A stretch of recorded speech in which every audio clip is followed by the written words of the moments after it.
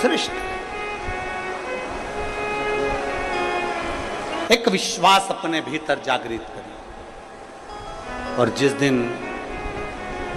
शंभु शरणे मांगू घड़ी रे, दुख काटो दया करीन दर्शन, शंभु शरणे पड़े मांगू घड़ी रे घड़ी, दुख काटो दया करीन दर्शन। भगवान को प्राप्त करने के लिए मन दिल नम्र कर लो। और दूसरा है परमात्मा से कुछ प्राप्त करना है तो स्वयं समर्पण करो। कैसे भज रहे हो, किस तरह से भज रहे हो, कैसे स्मरण कर रहे हो, उससे मतलब नहीं है। भगवान ये नहीं देखता। भगवान से पूछा जाए कि जिसने व्रत दिन भर का रखा, जिसने कुछ नहीं खाया, जिसने पानी भी नहीं पिया, जिसने दोनों टाइम भोजन किया, जिसने एक समय फलाहार किया, एक समय भोजन किया, आप किसकी सुनते हो?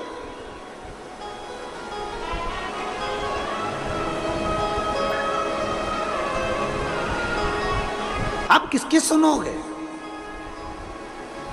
तब भगवान शिव कहते हैं, तब भगवान शंकर कहते हैं, शिव माता पार्वती जी से कहते हैं, पार्वती जो किसी का दिल ना दुखा,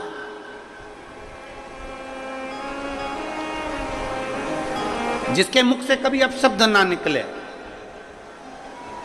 कोई बहुत बड़े ओहदे पर बैठ गया ना, बहुत बड़े पद पर बैठ जाए, बहुत बड़ा उसको मठाधीश पीठाधीश बनकर बैठ जाए, कोई बहुत बड़ा संत साधु बनकर बैठ जाए, कोई बहुत बड़ा तपस्वी बनकर बैठ जाए, कोई बहुत बड़ा कथाकार बनकर बैठ जाए, कोई बहुत बड़ा साधक बनकर बैठ जाए, और उसके मुख से यदि अपशब्द निकल रहा है तो समझ लेना कि उसका बहुत बड़ा बनना बेकार है। उसका बहुत बड़ा बनना श्रेष्ठ करना ही।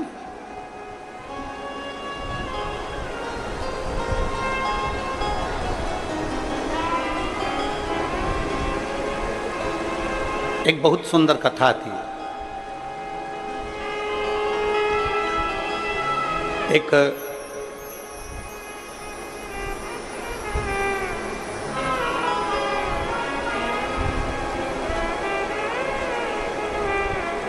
त्रेता में एक राजा हुए जिनका नाम था वीरमणि। शिव जी के परम उपासक थे।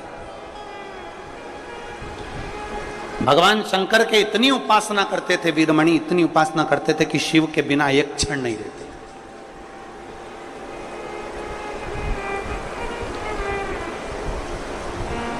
और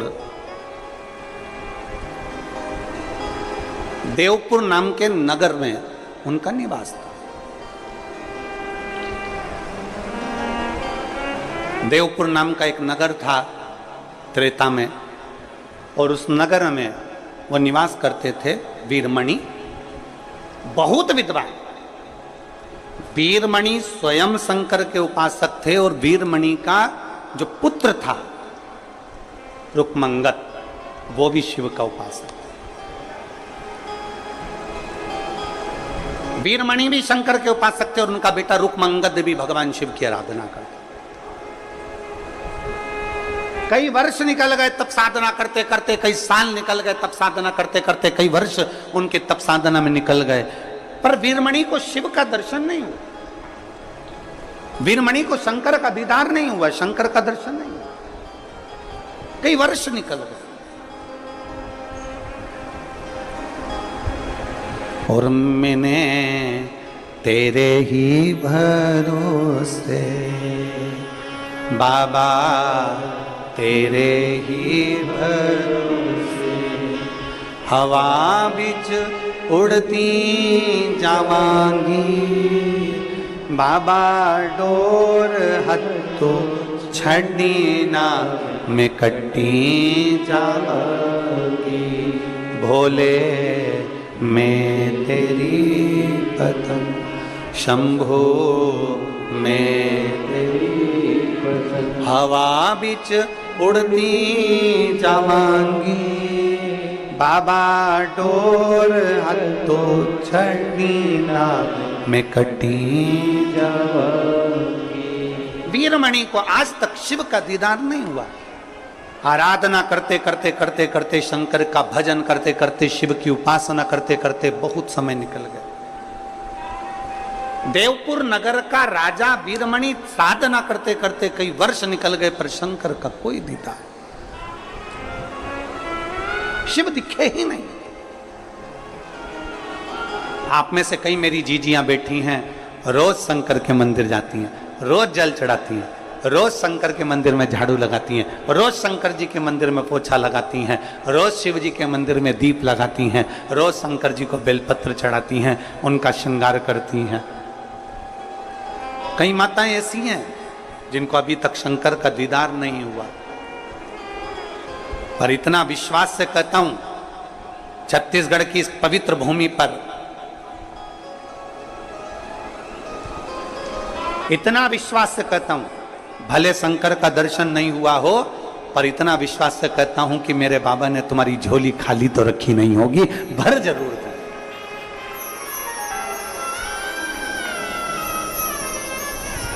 ये भरोसा है।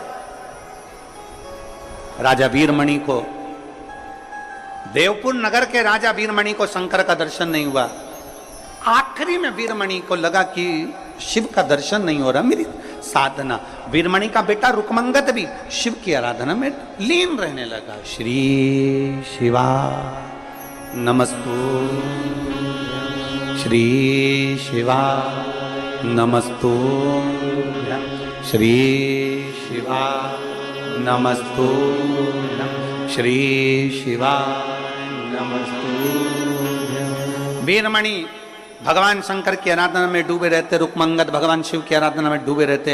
एक दिन वीरमणि कहीं से निकल कर जा रहे थे, और रास्ते में वीरमणि जब निकल कर जा रहे थे, नंदी, भगवान शिव के गण नंदी रूप बदलकर पृथ्वी पर विचरण कर रहे थे, और वीरमणि ने देखा कि कोई ऐसा चमकदार व्यक्ति जिसके चेहरे का तेज इतना प्रबल है कि सूर्य भी उसके सामने फीका है।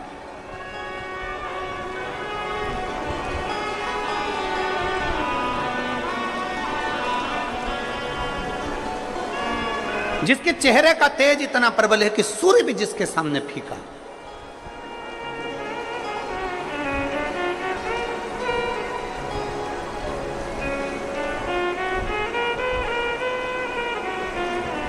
कभी कभी ऐसा होता है, कभी कभी, और ये अनुभव किया है हमने भी किया।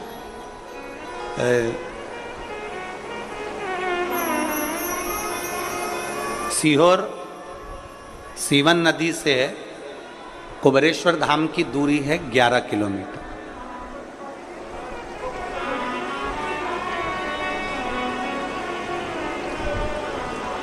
सुल्तानगंज से बाबा बैद्यनाथ जी की दूरी 150 किलोमीटर से ज्यादा।